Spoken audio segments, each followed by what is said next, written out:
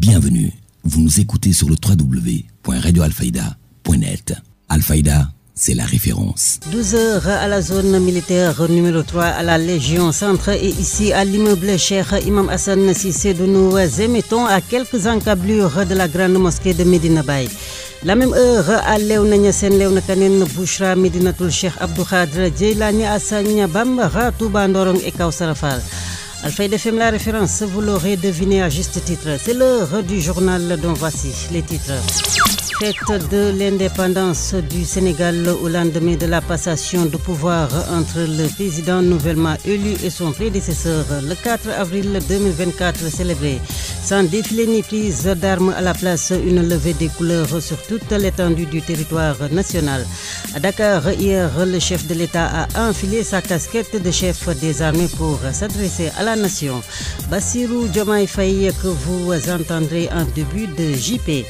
Nous n'avons aucun regret à Kaolack. La coalition And Nawlé And Liggéey évalue ainsi la participation de son candidat à l'élection présidentielle de 2024. Vous les entendrez.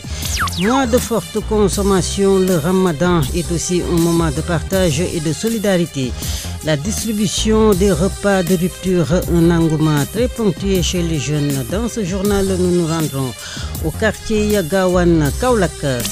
Derrière la baie vitrée, Cordusec Keneme assure la partie technique de cette édition. Restez avec nous tout de suite, le développement.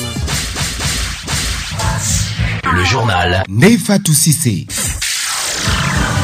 Rappelé à Dieu mardi à Dakar, le doyen Mamadou Cissé du quotidien national Le Soleil a été inhumé hier mercredi au cimetière de Medina Baye. Il a été accompagné en sa dernière demeure par la presse kaolackoise qui lui a rendu un hommage mérité. Eliman Fall est le chef du bureau régional du Soleil à Kaolack. Aujourd'hui, c'est toute la presse du Sénégal en général et de Kaolack en particulier qui a été affectée par la disparition, le rappel à Dieu de notre, en l'occurrence Mamadou Cissé. Mamadou Cissé, pour ceux qui ne le connaissent pas, est un pionnier de la presse régionale. Il est entré au Soleil en 1978 comme pigiste. Il en est sorti comme rédacteur en chef, pour vous dire le chemin parcouru. Donc c'est un pionnier dans l'information régionale, parce que à son époque, l'information régionale était cloisonnée. Il n'y avait même pas une demi-page pour l'information régionale. Ils se sont battus pour que l'information régionale et voix de chapitre dans la presse en général, Le Soleil en particulier. Donc il a fait son chemin jusqu'à être chef de bureau du Soleil, être recteur en chef au niveau de Dakar, en gérant la page politique du Soleil et en période électorale. Pour vous dire que c'est un pionnier et c'est un professionnel jusqu'au bout des ongles qui a disparu. Et nous avons espoir que nous, de la première génération, qu'il a formé, nous allons transmettre le relais à la jeune génération que vous êtes pour que le flambeau de la presse régionale puisse continuer à s'illuminer dans le ciel de la presse en général, celle des régions en particulier. Donc nous transmettons au nom de la direction générale du Soleil, au nom de la presse régionale représentée par Ousmane Sarr, président de la convention régionale, nos condoléances les plus assistées en priant pour que le bon Dieu l'accueille dans son paradis.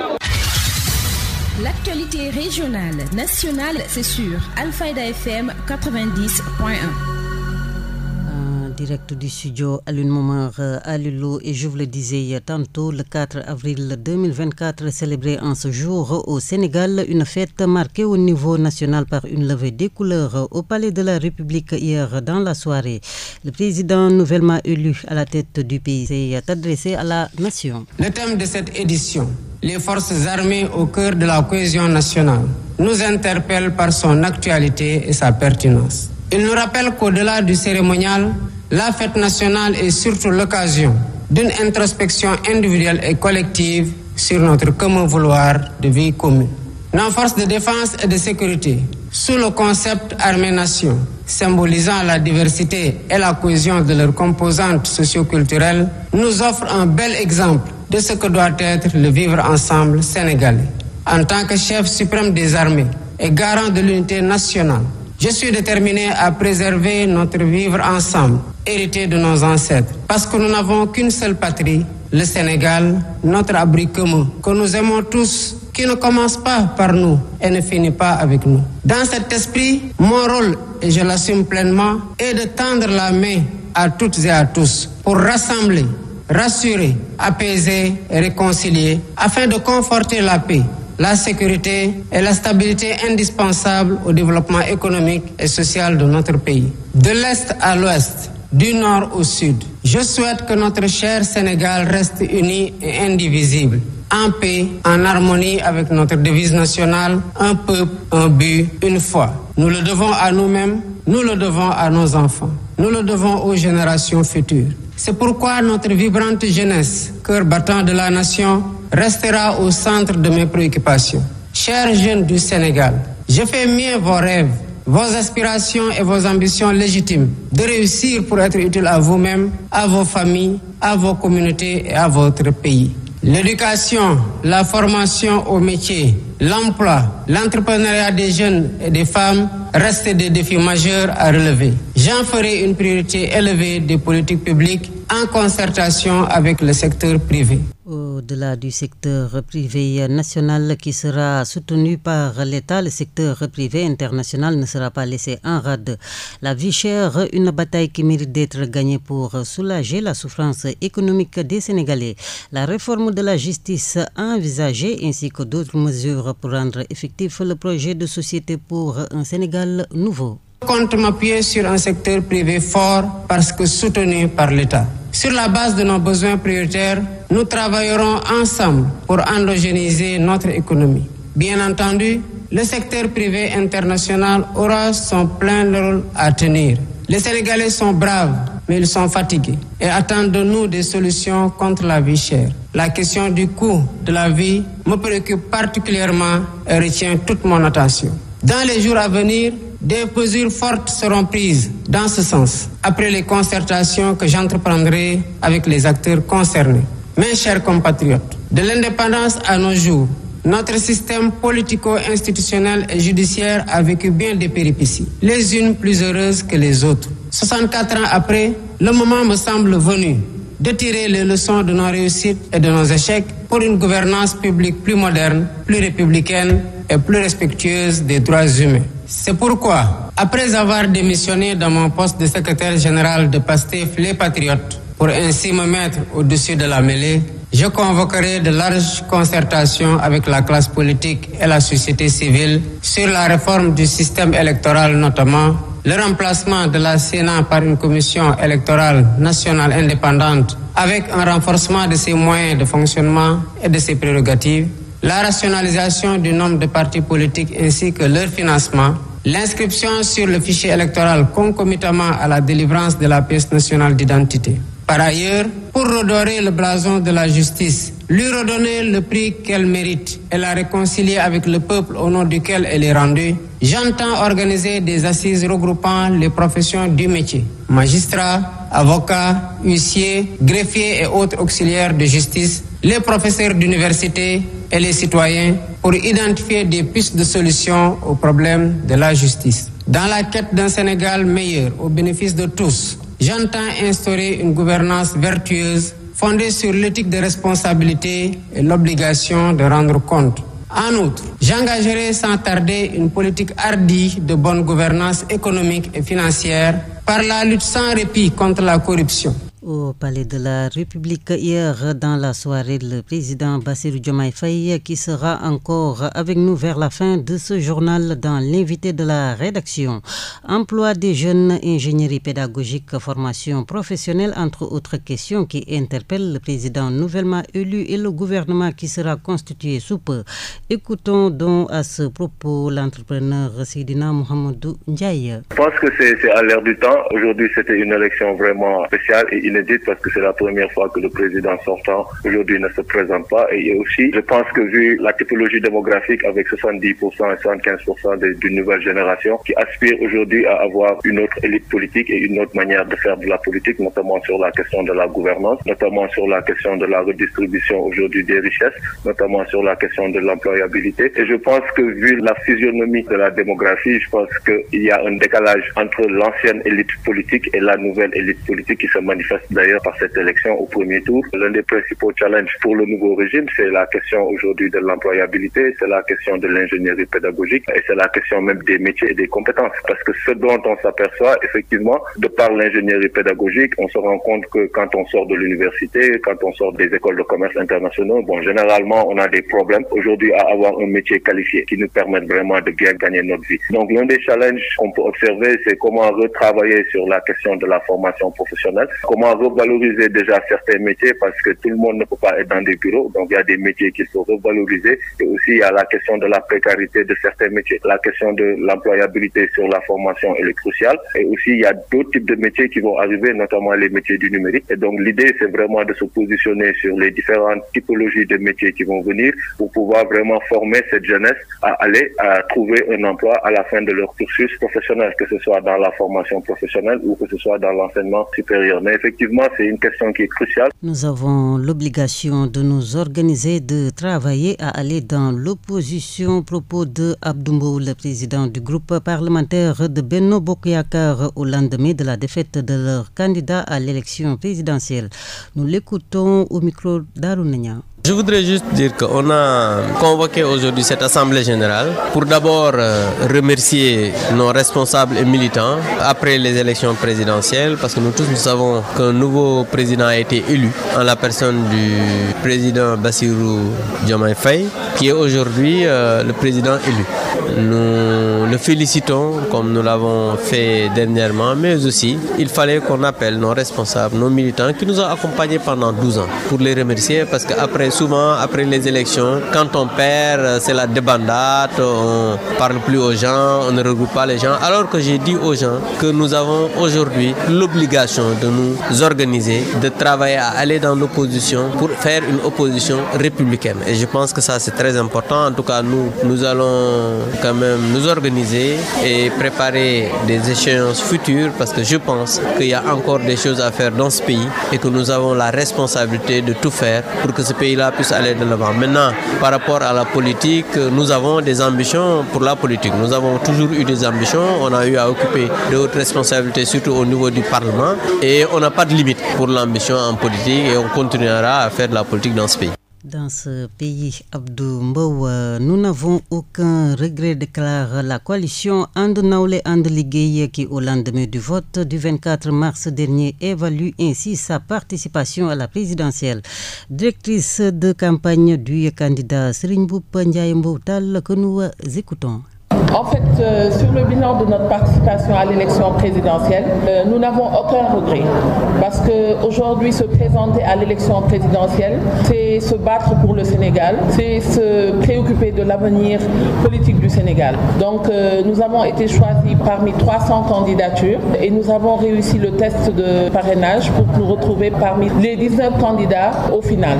Donc, nous nous sommes classés 10e au plan national, 3e à Touba, 4e à Kaolack. Mais ce qu'il faut retenir, c'est que ce vote de l'élection 2024 est un vote référendaire.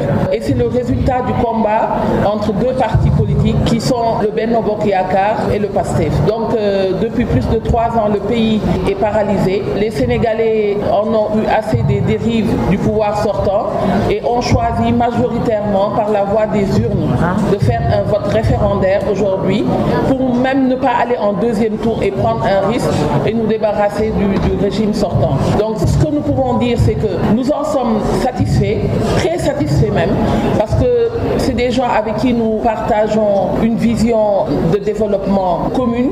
Tout le monde sait qu'aujourd'hui, la mairie de Kaolack, et en l'occurrence le maire Serigne Mboup, a été bloqué pendant presque 2 ans par le parti au pouvoir pour aujourd'hui sa proximité avec M. Ousmane Sonko, ce qu'il a toujours assumé. Et donc aujourd'hui, que ce soit ces derniers qui se retrouvent au pouvoir, nous satisfait pleinement parce que nous partageons une même vision économique de développement et de démocratie. Et puis, lors de ce point de presse, il a été également question des réalisations et projets du maire de Kaolack pour le développement de la commune. Ndiaye Mboutal est aussi adjointe au maire de Kaolack. Réécoutons-la. Le développement économique qui doit accompagner aujourd'hui les autres axes réalisés au niveau de la PROFEM, qui est un projet pour les femmes, pour la promotion féminine et l'économie solidaire, qui doit aller à 500 millions, mais la phase de 100 millions est déjà dégagée pour le financement et la mise en place des maisons économiques. Donc aussi pour les Jakartamen, nous avons commencé l'enrôlement des Jakartamen et leur identification. C'est obligatoire parce que Kaolack comprend à peu près 20 000 Jakartamen, donc c'est une couche qu'on doit prendre en charge. Au niveau de l'artisanat aussi, nous avons réalisé avec un programme d'encadrement important qui avoisine 50 millions. Un investissement aujourd'hui, nous remercions notre maire parce qu'il est important aujourd'hui de rappeler que les élus doivent être les principales locomotives du développement. Aujourd'hui, au niveau privé, il est en train d'impulser un investissement de près de 5 milliards à Kaolack avec Domitexka pour la création de 2000 emplois. Et je pense que ce facteur est important. Si tout le monde faisait comme lui, je pense que les autres régions du Sénégal allaient se développer rapidement. L'aménagement du marché central, nous y sommes et c'est inscrit dans le budget 2024 avec un programme spécial. Le marché aux poissons aussi, qui était largement déficitaire les années passées, connaît un excédent, donc complètement réhabilité et réorganisé. Nous avons construit un nouveau daral au niveau de Medina Bay et beaucoup d'autres choses en fait qui sont en cours. Tout ce que nous demandons aux Kaolackois, c'est aujourd'hui de quitter les considérations politiciennes et d'accompagner cette équipe municipale qui va travailler main dans la main avec le gouvernement actuel pour la réussite de Kaolack. Aujourd'hui, nous parlons de révolution, mais Kaolack ne se sentira concerné que si aujourd'hui nous développons des infrastructures pour Kaolack. Ndiaye Mboutal, adjointe au maire de Kaolack, directrice de campagne de ce dernier lors de l'élection présidentielle du 24 mars dernier. Et à 12h, bientôt passé de 18 minutes, nous nous rendons maintenant dans le sud du pays, plus précisément à Ziguinchor, où les patriotes ont respecté lundi le consigne allant dans le sens d'une vaste opération de nettoiement. Reportage signé Mohamed Sagna. Les patriotes de la ville de Ziguinchor ont investi les différentes artères de la commune pour une journée de set-setal nationale pour un Sénégal propre. Une initiative positivement appréciée par un des responsables de PASTEF du quartier Koboda. Cette journée est très importante. Elle nous permet de nettoyer le quartier, de nettoyer les coins et recoins où aucun service ne pourrait atteindre. Par contre, les habitants du quartier pourront atteindre ces petits coins inaccessibles. Au-delà, c'est une portée politique qui lance déjà la vision du président Diomaye Faye et de son mentor Ousmane Sonko. À Belfort également, les populations sont sorties pour matérialiser l'appel de leur leader. Dès l'accession du maire à la mairie de Ziguinchor, il avait lancé le programme Borok. Donc il a poussé les gens à travailler pour la commune, travailler pour sa localité. Parce qu'il dit que le développement, ça commence dans les quartiers, c'est-à-dire le développement doit être endogène. Ça commence à la base jusqu'au sommet. À l'esplanade du rond-point Aline Diatta, femmes et hommes se sont mobilisés pour rendre propre cette place. Occasion saisie par cette dame pour inviter au tout nouveau président à revoir la politique d'emploi pour les jeunes. Parce que c'est le président Diomaye qui a pris l'initiative. C'est pour cela que Ziguinchor s'est mobilisé pour le set-setal national. Chaque semaine, dans chaque ville, chaque quartier, il y aura du set-setal. La jeunesse a beaucoup mobilisé, a beaucoup sacrifié pour cette initiative. Pourquoi pas aider les jeunes à travailler, surtout pour aider les mamans, les parents. À Ziguinchor, les populations ont sacrifié à cette volonté de mettre en évidence le nouveau type de Sénégalais pour accompagner l'installation du tout nouveau président. Ziguinchor, Mohamed Sagna, Alfayda FM. Mohamed Sagna, Ziguinchor, où lundi les patriotes de la commune de Bignona ont mis en œuvre la directive nationale à travers donc un investissement humain. Ousmane Sonko, elle s'appelle et elle est la première adjointe au maire de Bignona. Nous l'écoutons donc au micro de notre correspondant. Sénégal ville propre, donc c'est la raison pour laquelle aujourd'hui tout Bignona s'est réuni pour répondre massivement à cet appel. Nous savons que nous avons élu un nouveau président Donc nous attendons de la population du Sénégal au niveau type de citoyen. Au niveau type de citoyen veut dire quoi? Que les choses doivent se faire avec la population du Sénégal. Si nous voulons changer les choses, il faut que chacun se soit responsable et soit engagé à répondre aux activités citoyennes. Aujourd'hui, tout le monde a appelé à une ville propre. Donc, nous avons dit au nouveau type de Sénégal, tout un chacun doit venir répondre à l'activité qui consiste à nettoyer la ville. C'est la raison pour laquelle vous avez vu toutes ces couches sociales qui sont là, les femmes, les jeunes et même le troisième âge qui est là pour répondre à l'appel vraiment du nouveau type de Sénégalais, Sénégal, ville propre. Ça ne peut pas s'arrêter là parce que le parti PASTEF qui est aujourd'hui au pouvoir a toujours lancé ces genres d'activités. Nous avons ici organisé des vacances agricoles patriotiques et tout le Sénégal a répondu présent à cet appel du président Ousmane Sonko. Aujourd'hui, si cette activité vient, donc tout le monde va répondre et nous sommes là pour exécuter aux ordres du niveau national. Après la politique, c'est la nation qu'on met devant. Donc toute activité citoyenne, nous serons prêts à l'exécuter. Vous suivez le journal.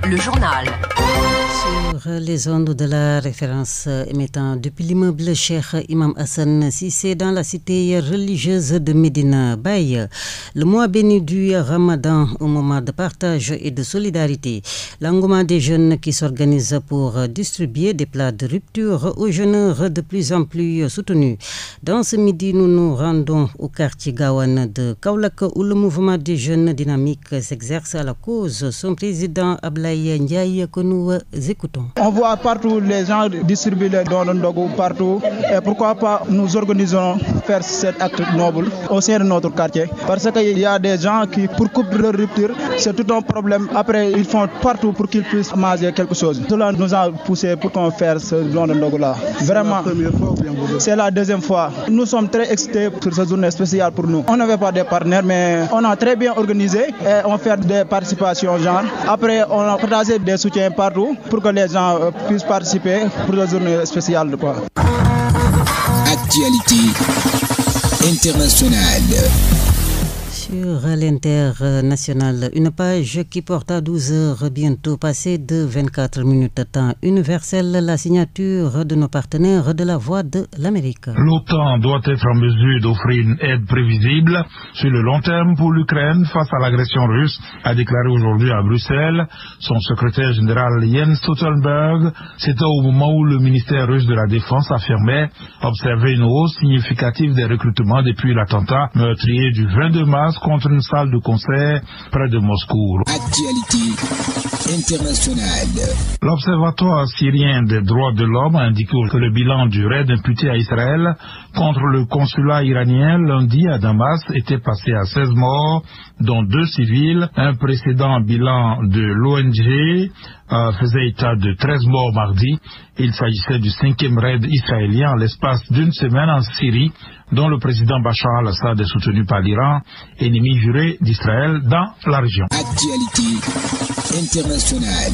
Et en Afrique, les élections législatives et régionales au Togo, initialement prévues le 20 avril, sont reportées à une date ultérieure, a annoncé aujourd'hui la présidence togolaise, mettant en avant la nécessité de mener des consultations sur le projet contesté de réforme constitutionnelle adopté à la fin du mois de mars.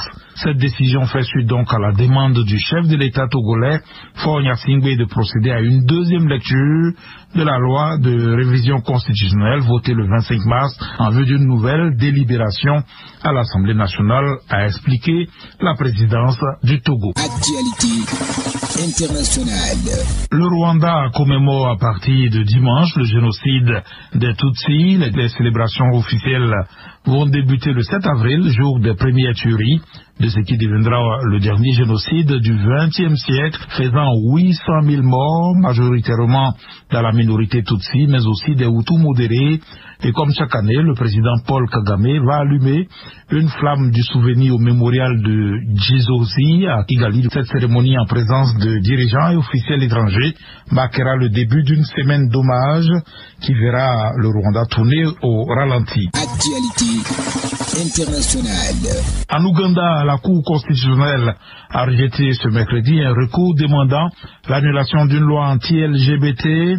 Les organisations des droits humains dénoncent un jugement sommaire et les États-Unis se disent très préoccupés. En République démocratique du Congo, plus de 100 détenus sont morts depuis le début de l'année dans les prisons sous-financées et chroniquement surpeuplées, a déclaré ce mercredi un responsable des droits de l'homme de l'ONU. Ces décès sont principalement dus à des maladies contagieuses telles que la tuberculose qui se propage facilement dans les établissements pénitentiaires. Le Bureau conjoint des Nations Unies pour les droits humains a confirmé jusqu'à présent 104 décès en détention depuis le début de l'année 2024. La plupart des décès enregistrés se sont produits dans les provinces orientales du Nord Kivu et du Tanganyika, ainsi que dans la province occidentale du Kwilu. Sport.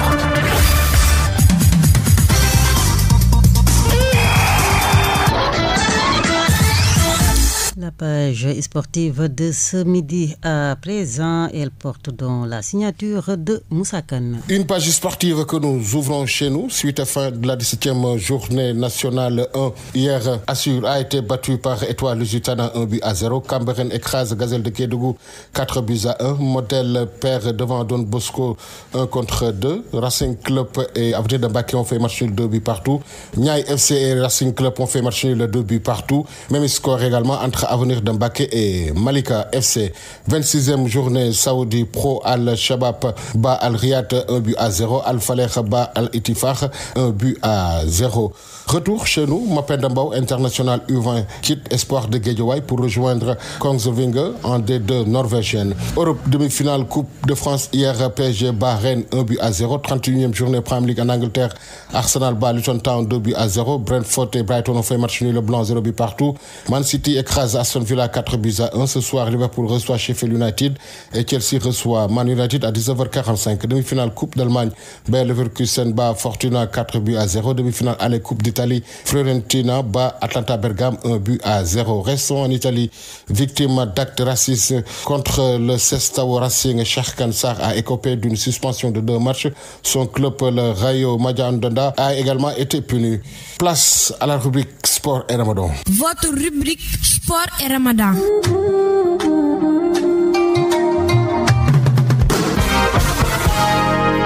Alfayda FM. Et aussi, comme j'aime le rappeler, si vous voulez perdre du poids ou perdre un peu de gras, le ramadan, c'est la meilleure période. Pourquoi? Quand vous faites du sport en étant à jeun, votre insuline baisse, ce qui vous permet de libérer plus facilement les acides gras. Donc, le sport en état de jeûne vous permet plutôt à votre corps de puiser dans ses réserves et vous permet de brûler plus facilement du gras. Il y a bien évidemment des mesures à respecter quand vous faites du sport pendant le ramadan. La première et la plus importante pour moi, c'est de boire beaucoup d'eau. Il faut vraiment éviter la déshydratation pendant le ramadan. Vous devez boire au moins 1,5 litre d'eau entre la rupture du jeûne et le début du jeûne. Et ce que je vous recommande, si vous faites du sport pendant le ramadan, pour chaque heure de sport, boire au minimum 500 ml d'eau. La deuxième mesure, c'est éviter vraiment de faire du sport intense si vous n'en avez pas l'habitude auparavant. La troisième, il faut arrêter immédiatement de faire du sport si vous ressentez des douleurs au ventre, une accélération de votre rythme cardiaque, des maux de tête ou des douleurs au niveau de vos muscles. C'en est tout pour cette page sportive. Merci de l'avoir suivi. Excellent suite de programme sur la 90.1.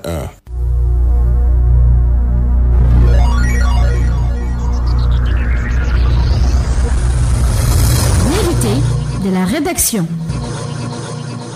Et à 12h, bientôt passé de 29 minutes au Palais de la République à Dakar. Sous peu la même heure, ici en studio, la rédaction accueille dans ce midi le président nouvellement élu Bassirou Diomaye Faye qui, en prélude de la fête de l'indépendance, s'adressait hier à la nation sénégalaise. J'entends instaurer une gouvernance vertueuse fondée sur l'éthique de responsabilité et l'obligation de rendre compte. En outre, j'engagerai sans tarder une politique hardie de bonne gouvernance économique et financière par la lutte sans répit contre la corruption, la répression pénale de la fraude fiscale et des flux financiers illicites, la protection des lanceurs d'alerte, la lutte contre le détournement des deniers publics et le blanchiment d'argent, l'amnistie des prête-noms et leur intéressement sous conditions d'autodénonciation, la publication des rapports de l'IGE, de la Cour des comptes et de l'OFNAC. De même, l'exploitation de nos ressources naturelles qui, selon la Constitution, appartiennent au peuple, retiendra particulièrement l'attention de mon gouvernement. Ainsi, en plus de la mise en ligne déjà effective des contrats miniers, pétroliers et gaziers sur le site de l'ITIE Sénégal, je ferai procéder à la divulgation de la propriété effective des entreprises extractives conformément à la norme ITIE, à l'audit du secteur minier, gazier et pétrolier et à une protection plus soutenue du contenu local au bénéfice du secteur privé national. Au demeurant, je voudrais dire à tous nos partenaires privés qu'ils sont les bienvenus au Sénégal. Conformément aux lois et règlements en vigueur, les droits de l'investisseur seront toujours protégés, de même que les intérêts de l'État et des populations. À nos pays amis et partenaires, je voudrais assurer que le Sénégal reste un pays ouvert et accueillant pour tous. Nous veillerons sans cesse à maintenir et raffermir les relations de bon voisinage et de solidarité agissantes au sein de nos organisations communautaires, notamment la CEDEAO et l'UEMOA. Héritier de l'idéal panafricaniste de Cheikh Anta Diop et de Léopold Sédar Senghor, un des pères fondateurs de l'Organisation de l'Unité africaine, nous demeurons fermement engagés dans la construction de l'intégration africaine et la réalisation des objectifs de la zone de libre-échange continentale africaine. Nos partenaires étrangers de tous horizons sont d'égale dignité pour nous. À tous, nous devons respect et considération, et de tous, nous demandons respect et considération. Nous resterons engagés pour une gouvernance mondiale plus juste et plus inclusive, dans le respect de l'égale dignité des valeurs, de culture et de civilisation. Mes chers compatriotes, la fête nationale, symbole de notre souveraineté, nous rappelle que nous sommes seuls face à notre destin et que personne ne fera à notre place ce que nous ne sommes pas disposés à faire pour nous-mêmes.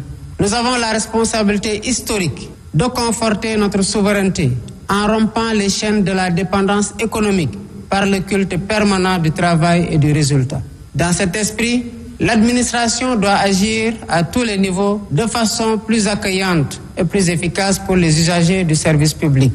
Nous devons bannir de nos pratiques les procédures et formalités indues qui altèrent l'efficacité de l'État.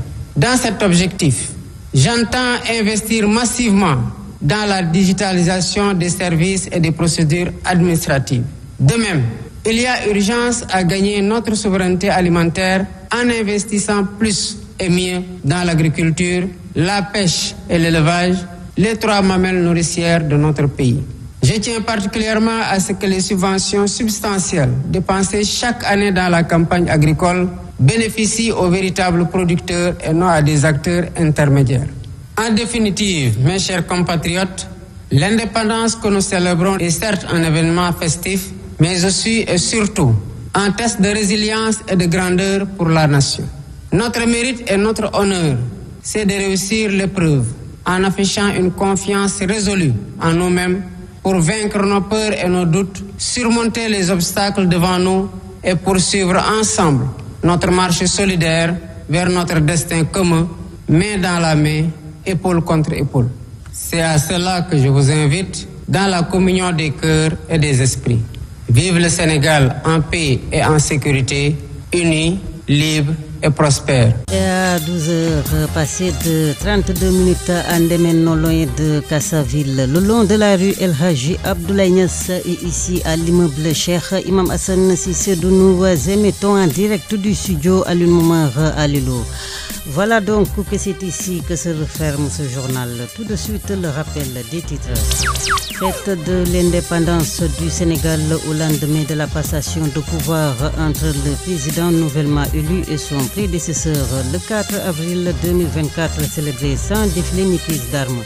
La place, une levée des couleurs sur toute l'étendue du territoire national. À Dakar, hier, le chef de l'État a enfilé sa casquette de chef des armées pour s'adresser à la nation. Nous n'avons aucun regret à Kaolack. La coalition And Nawlé And Liggéey évalue ainsi la participation de son candidat à l'élection présidentielle de 2024. Vous les avez entendus. Mois de forte consommation, le Ramadan est aussi un moment de partage et de solidarité. La distribution des repas de rupture, un engouement très ponctué chez les jeunes. Dans ce JP, nous nous étions rendus au quartier Gawan, Kaolack. Derrière la baie vitrée, Code du Sec Keneme à la technique de cette édition, 13h, Rongone Njairen vous retrouvera pour la version Wolof de tout cela. À toutes et à tous, merci encore de nous choisir. Bon après-midi. Et surtout bien des choses sur les ondes de la référence Alfayda FM 90.1. À quelques encablures de la grande mosquée de Medina Baye où il fera bientôt 12 heures passées de 36 minutes. Le journal Nefatou Cissé.